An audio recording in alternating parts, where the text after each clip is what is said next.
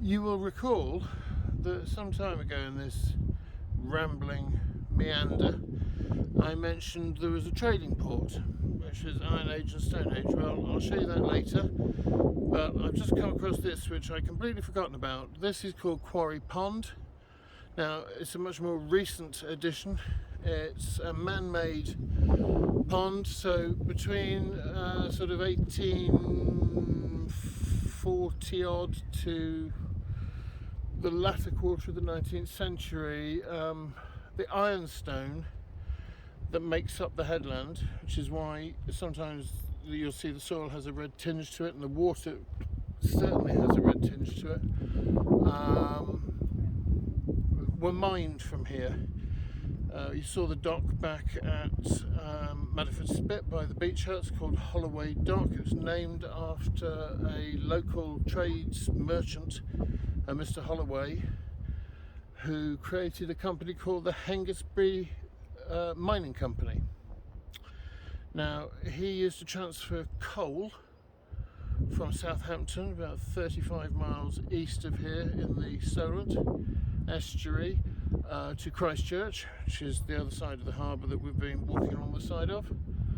And when he was making the return journey, just to keep the ballast and the weight of the boat similar to when it was loaded with coal, he would mine the ironstone from here.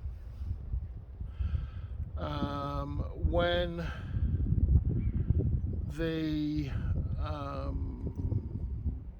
ironstone was dug out from here, they were physically man-laboured, can't say person-laboured because it was just men in those days, onto horses and carts that took them roughly down there, but it certainly wasn't tarmacked in those days or concreted. It was just a dirty old track, and took them all the way down to the area that I said is called Holloway Dock, that we saw by the beach huts.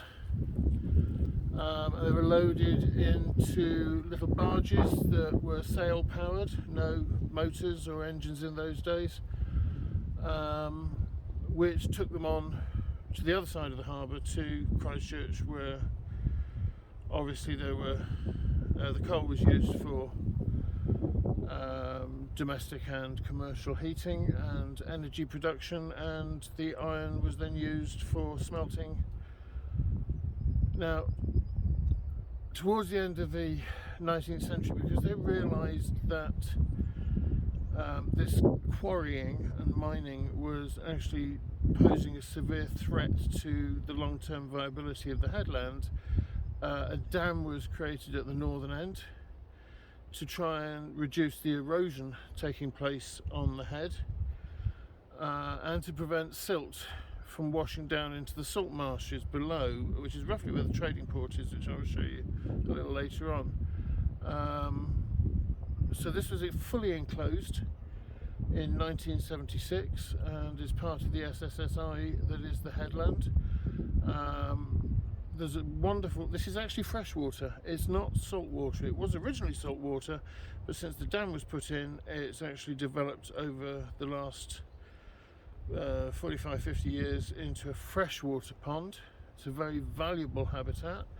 There is some fish here, but it's mostly small insects and wading birds. We have mallards, little grebes, dragonflies, pond skaters, water boatmen, whirligig beetles, all have habitat here and thrive because of it.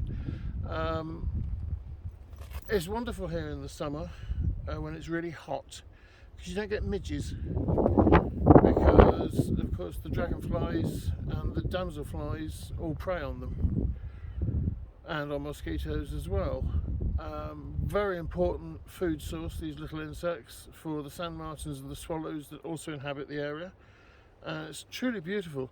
Last year, during that horrendously hot summer we had, this was drained dry. You could walk across it, and many people did, but then they got caked in the iron clay, so obviously it's fenced off to try and prevent that.